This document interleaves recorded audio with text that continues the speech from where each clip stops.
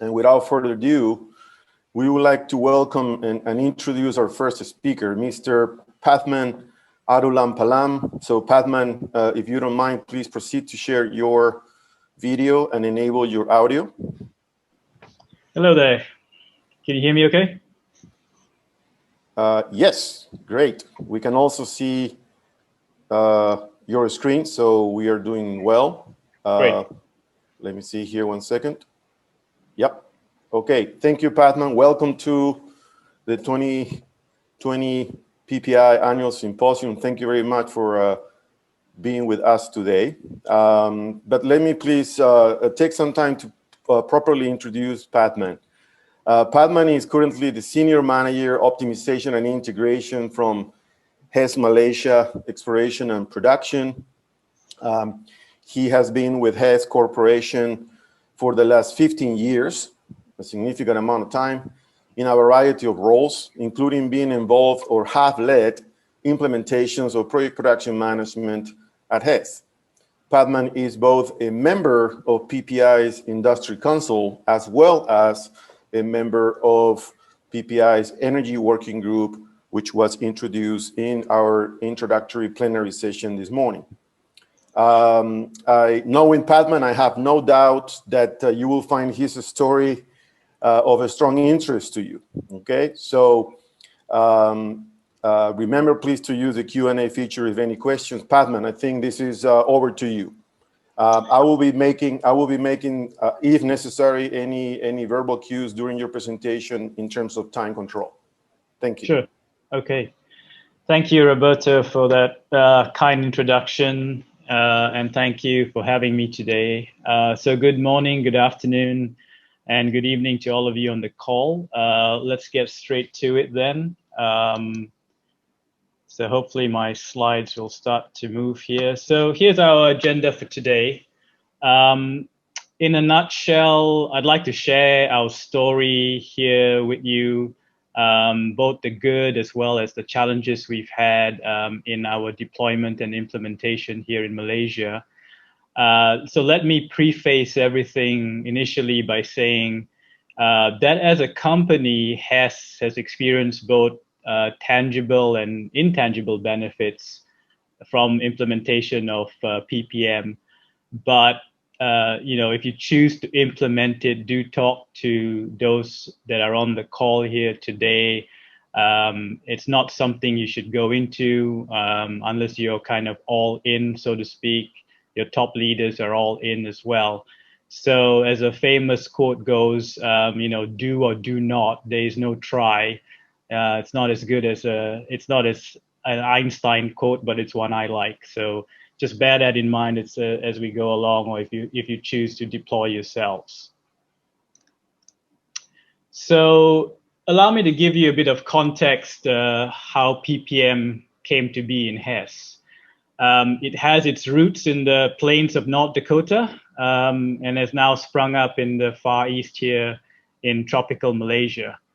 In North Dakota, the implementation was in the Bakken unconventional shale play. So unconventional shale plays are generally onshore oil and gas developments of large volumes, developable by hydraulic fracturing primarily. And they generally require a high number of wells per given area. In Hess and other places, the development of these plays have been coined, so to speak, well factories. In other words, a manufacturing process or production system with materials and knowledge as input and production wells as output at the other end. So as I said, first adoption was in North Dakota Bakken, and that was led by Dave McKay, who may be on the call today. He's won previously a PPI Industry Recognition Award. Dave's now retired from Hess, and he's a modest guy, but he, along with the likes of Shannon Bielek and Michelle Naring, kind of started this for us, and it's one of Dave's legacies at Hess, which has had a big impact on how we work. So the introduction and subsequent growing pains of the PPM deployment kind of resulted in it became sort of the DNA for some of us as we went through it and then applied it to other places. Now, it didn't happen overnight, mind you. Some of us, including Dave and Shannon and Michelle, and a couple of others on the call, probably have battle scars, and it probably took a couple of wrong turns and false starts. But I think we're already, if not already, soon to celebrate our 10th anniversary of PPM implementation in the Barken. So after the Barken, Hess expanded to other similar unconventional plays. First of all, in the Utica play in Ohio, I saw that Joaquin and Kelly are on the call, so they are very familiar with that implementation. And then also unconventional new business in China. So building on these sort of onshore unconventionals, then sort of enable Hess. We leverage these deployments and implementations and the learnings that came out of those deployments to then say, why not try this in major offshore capital projects? So here we are in Malaysia doing that today. And so that's kind of the topic of my talk today. So why did we choose to do it here? So I think that the three main reasons that sum it up. The first one is a belief that there's a better way to do things. So, out of respect for people, we should provide them a means to do something in a better way. So if we have an opportunity to try something, then, by all means, why not do it? There's also a factor of, in most workforces, I think, some anxiety when you come to work, what should I prioritize? When do I need to finish this? So who is waiting on me? What will I deliver? What does the next person receiving need? What do I do today that meets my targets for the project? So all these things, out of respect for people and trying to give them a better way to work. So that was the first reason. The second one, here in Malaysia, I guess you would say we're kind of in era 2 development model. So dates were being set without consideration of the rate at which work gets done. You heard just before about, the rate should drive the dates, and that wasn't happening. So if we do not acknowledge that the rate of work drives the date by which something can be done, then there's no other way around. We should not be surprised if our delivery is late. And finally, with transparency, this one of the biggest hamstrings or the biggest enemy of an organization is everyone having kind of a different set of ideas of what the priorities need to be, and how things should happen and in what sequence. So we kind of wanted to bring some more transparency, some more collaboration to kind of how work was getting done. The last one is maybe something that everyone can relate to. We have complex processes. Here in Malaysia, we have our own Hess internal processes. We have our regulators process. We also have our partners process. So you've got multiple dimensions to having work done. So you kind of layer all of that, and then you add on kind of the operational science that we just heard about, and the obvious complexities become very apparent very quickly. So those are kind of summing up kind of why we did it here, and in fact why we do it at Hess.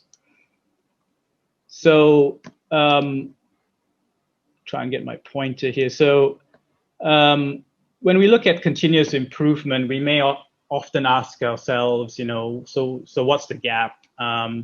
it also proves useful to ask the enterprise this question, involve them in the thought process to make the case for change. So as I mentioned, in Hess Malaysia, we were doing capital projects through project management, which, as you also saw previously, kind of uses these three levers here to influence cost, time, and cash. So the direction we wanted to take, or what we wanted, was for our major capital projects here in Malaysia to get access to more levers.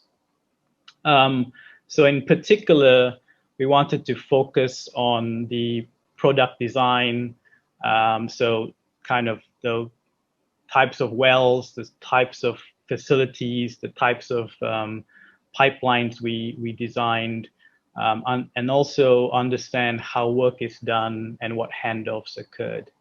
And that's kind of where the process design comes into place. And what's the duration of the activity? So what's the how long does it take to do work? What's the rate of work?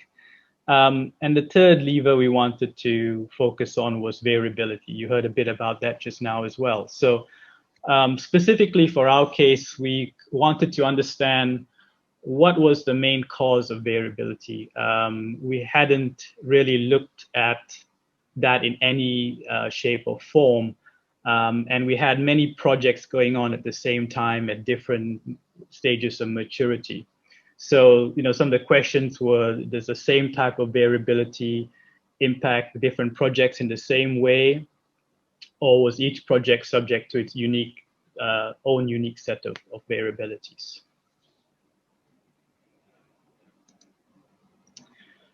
So let me share here some of the considerations we made when approaching deployment in North Malay Basin. And I would say that up to this stage, I think the implementation model at Hess, it may vary from asset to asset, but it's generally the same in the big things we try to focus on. So one of the things we always ask ourselves at the start is sort of scope. So we have, in our case, we had multiple major capital projects ongoing, different stages of maturity, but multiple things going on at the same time. So should we deploy it in one project only, or should we deploy it in all the ongoing projects? Another question we ask ourselves is, what disciplines, what functions should be involved? When we talk about major capital projects, you may have a mental model of engineering design, procurement, fabrication, hookup, commissioning. But I think for us, we looked at, should we involve like the whole value stream that's involved to get the product to the sales point, in this case, a well on production. So in this case, I'm kind of talking about the pre-development work that has to happen, whether you call it feed or whether you call it subsurface modeling, or whether you kind of call it the technical specs that you're going to put in your bid for the fabrication contract, as well as the drilling and completion work at the execution side, even commercial and legal work. Why not? If one part constrains one other part, you're still going to end up where your project is late. So we kind of consider these things as well. Another big item was, do you do one part of the value stream or do you do the whole thing? So our deployment and implementation model at Hess has always been kind of one of transferring knowledge to the organization. And much as anything is to make it sustainable. So we want self-perpetuating capability in the organization, but the level of involvement can differ. So generally at Hess, we have roughly 3 groups, sort of one group or 1 or 2 individuals that kind of lead the PPM effort, and they are kind of very deep into it. Then you have some of the functionals, we call them super users in each function, maybe 1, maybe 2, to kind of help the rest of the function when required. And then you have the last group, who are the ones who do the work. This last group is key. Key to process design, key to understanding variability, as they are the ones closest to the work. So they understand how work is done. They are the ones who make decisions on the given day or any day as to what gets selected for work and why. And to have them involved and to get them into the PPM thinking and behaviors is so critical to the success of a given implementation. Finally, when we go into process design, so we go and focus on duration of activity. We focus on constraints. We focus on what's going on upstream or downstream of a particular activity. How does the work flow? So we're not talking about when can it get done by. We're not setting dates. We're just kind of looking at how the work gets done, the rate of it, the rate of that work, and so on. So implementation means putting out what the gaps are, as I said earlier. So we deployed in May, June of 2019. Obviously, there have been some challenges, as always are with deployments. I've been involved in a couple now, and they generally seem to fall in these buckets. So individuals who are looking for, what's in it for me, the kind of the what is this going to bring me versus kind of the we and how is it going to benefit the whole. There's obviously a new adaptation of a new way of thinking. So there's an unknown degree of, there's the unknown, first of all, and then there's a degree of, I would say, uncomfortable feeling about change, as you would well realize. People generally will go through a lot of stages as they go through change. And then the last one is for me really key. So leaders in the organization really have to lead. And I'm not. It seems funny to say that, but they really have to stand up and own it. So even though when you go into something new like this, you may not fully understand it, but I think you got to act yourself into the behavior. So you can't think your way into the right action, but you can act your way into the right thinking. And by doing that, it eventually starts to click as you get into it. So some of the highlights we had here, I would say, over here in Malaysia, that it's a culturally open-minded place. They're pretty they absorb things really well, and they're very open to new ways of thinking. And also, additionally, when we were mapping things, you could see a lot of literally light bulbs go on, kind of moments of real understanding between the teams working. And it's like you haven't seen your process yet until you actually kind of look at it on a wall with a bunch of sticky notes and lines drawn all over the place. And it looks like a mess, but it actually really makes sense once you have it all up there and you have people talking about how the work gets done and why it gets done this way. And that's a really powerful thing. I said initially we had some tangible and intangible benefits.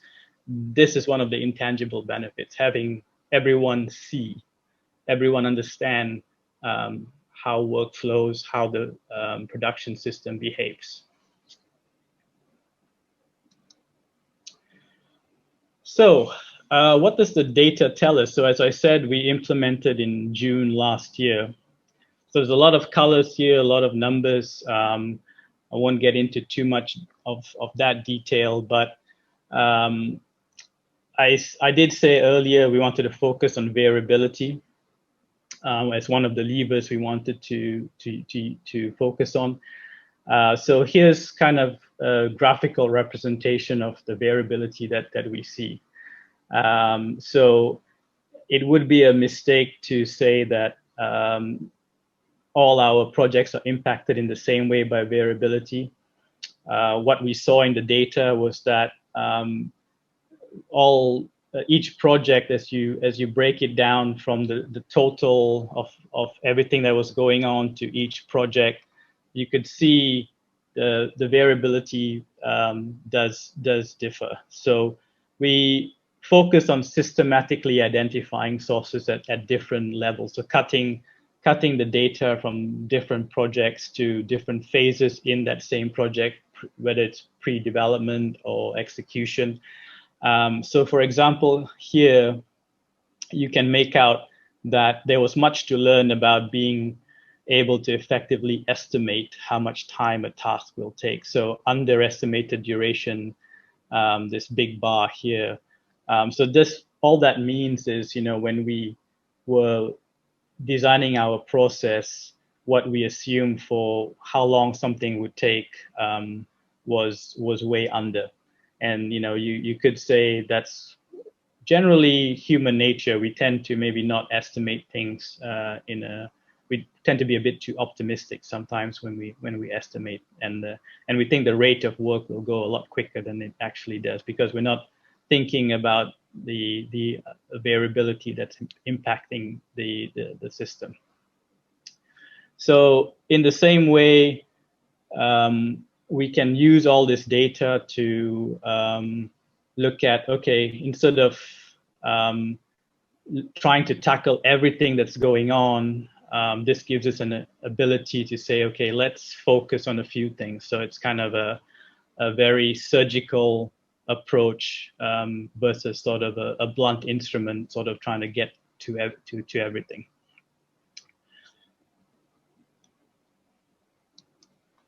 So with all this, so you may be thinking, okay, so what? So why is addressing all these things like variability important? So I'll try to hopefully say, through these charts, kind of give you some of those answers. So on the first chart here is just kind of measuring our trend from the time we deployed this to current, about how good we were at doing what or executing what we planned to execute. So we can see as we got better between our ability to reliably plan, and that means allocating our capacity in the right way on a daily or weekly basis, and addressing some of those unexpected things that occurred, the variability, then we were able to then improve how we plan in the next 5 to 10 days. So this chart is basically showing, again, from the start of the deployment to now, kind of what the trend is about how well we plan and control the next 5 to 10 days out.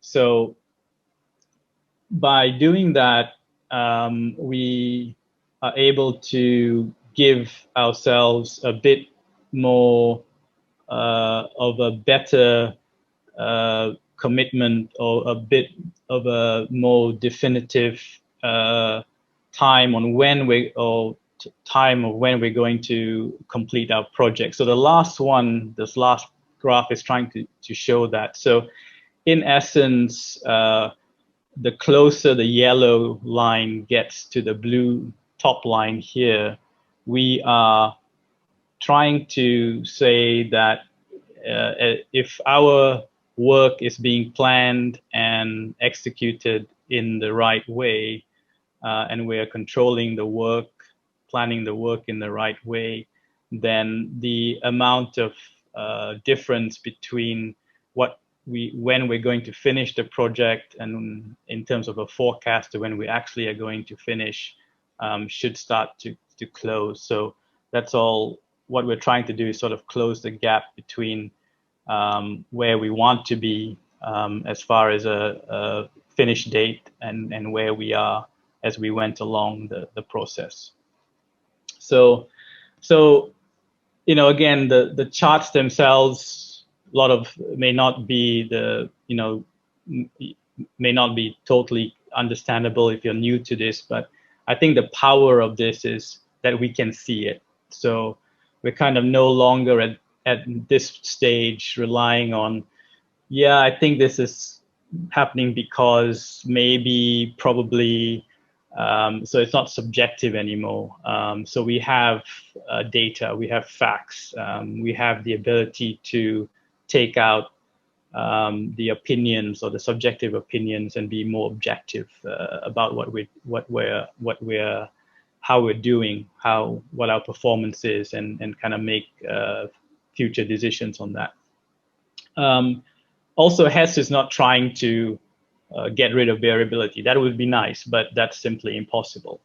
We're trying to put in place a approach to reduce it, to reduce the variability, manage it effectively without having to use too much buffers, if you like, excessive buffers that would result in cost, and again, we don't want to have excessive inventory or things like that, because that's just money sitting there.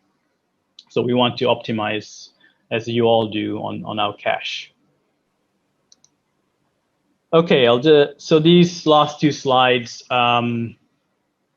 just want to kind of summarize some of the things that we've looked at, reflected on after about a year and a half of implementation here. So it's a process where you continue to learn. So you're trying to get to a better way. So again, like we said at the start, one of the reasons we deployed it here is because we knew there was a better way. We wanted to bring a different set of thinking here. So now the team have access to more levers to optimize what they're doing. I've said here that the pandemic kind of unexpectedly showed the team here the value of PPM. So what do I mean there? So what we experience here may be common to what you have, but we had shutdowns here of yards, interruption in supply chain, interruption in ability to do work offshore. So having access to those levers became more important, either design adjustments depending on where a particular project was, or relooking at the process design to change priorities according to what work was available, given what yards were open or what supply chains were working. And with all this, we're slowly getting some recognition among the peers here in Malaysia about a new way of managing development. So we're doing things that in a way that's seen to be, we're bringing performance that hasn't been seen before. So we're building wellhead platforms in shorter durations. We're doing certain brownfield projects faster than before, or more reliably, I would say, maybe than before. So we are setting targets. We're meeting those targets. However, yeah, thank you. However, we still have bad variability. We still miss targets. So that's still the nature of this. So we've got to continue to be focused on improving as we go through each cycle. And as you saw before with the underestimated duration, we didn't understand our process as well as we thought we did. So these are some of the lessons we're capturing as we go through. So in the final minute, final slide, so I think the one thing I want to pick out from this one is the last point there. As part of this effort of deployment and implementation of PPM, so the education of the leaders and even the those who are doing the work. That's the critical part. Do we understand why we're working a certain way? Do we understand what the production system is doing? And when we're deploying these things, do we know who to ask and what to ask about the process or how it works? So I guess I'll leave you with managing the work. That's not the same as improving or optimizing our work. So bringing PPM into this environment here, offshore major capital projects, moved us from that managing of the work to improving and optimizing our work. So I will pause there and be happy to take any questions. Padma, thank you very, very much for such an inspiring story, including your journey, Hess's journey, your personal journey, right? You have been part of that, and how you have strategically targeted the application of PPM in Malaysia. Very, very impressive. We do have actually several questions for you, but conscious of time, we probably can go through a couple of them, okay? So I will please request that you try to answer very, very straight to the point, if you will. The first question is, in an earlier slide, you indicated that the scope choices you had to make, right? Presumably, you choose multiple projects, included all functions, and included the full value stream. Is this correct? Yes, that's right. That is correct. So so the scope did include all projects, not all functions, but most functions. Yes. Okay. Then the same person is making a follow-up question. So let's go to that. He says, secondly, will you make the same choices now? Absolutely, yes. Okay. Thank you. There's another question that it says, it is impressive how you have been able to identify sources of variability. This is a very interesting question. Can you please elaborate a bit more on how you have done this and sustained it over time? Yeah, I mean, I think how we have done it is just through the behaviors and thinking, and having those who are doing the work give that input. And so we're recording the reasons things are not getting done. And then what we're doing then is surgically, as I said, looking at, okay, so we underestimated duration, and it happened a lot in this particular process in the pre-development side. So then we need to go back into that and for the next project and adjust what we're thinking, or we need to go and talk to the stakeholders that are impacting and causing that variability, and look at, okay, can we design the work in a different way? Excellent. And a final question for you, Padman. It seems to be a question for clarification, so let's address this one. Is this data, the data you have presented, construction focused, is the question, or is the PPM approach applied earlier, such as in engineering and the execution of engineering work? Yeah, so when we looked at where in the value stream to do it, we did the whole value stream. So it starts with the as early as the subsurface side of things, if you're familiar with oil and gas, and I call it the design of the subsurface, or the design of how you want to deplete a particular field, all the way through to bringing that well online. So it impacts not only just I'm not sure what the word was, but not only just the construction side. It also involves the I call it pre-development, but sort of the design and even sort of feasibility part of how you would do a development. Excellent. Thank you so much, Padman. Conscious of time, I think we need to move on. And so thank you so much for being with us today. Keep up the excellent work. Thank you again.